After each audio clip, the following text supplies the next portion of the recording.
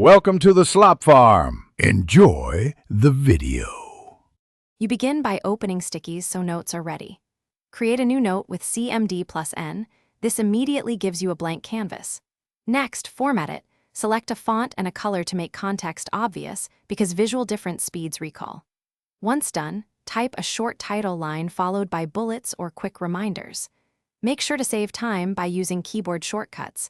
They prevent interruptions and keep your workflow flowing without hunting through menus. Now organize, drag and resize notes so your highest priorities sit where you naturally look. Change color and font to create categories. Color-coded notes are faster to scan, and different fonts cue different tasks. Float important notes on top to keep them visible while you work in other apps. Once positioned, duplicate a note for repeated templates and copy text between notes to avoid retyping. Make sure to experiment with opacity and size so nothing blocks essential window content. Finish by saving or exporting notes you'll need long-term. Stickies stores data locally in your library, so export important items to desktop or files for backup. If you want cross-device access, export and put those files in iCloud Drive. Stickies itself does not auto-sync.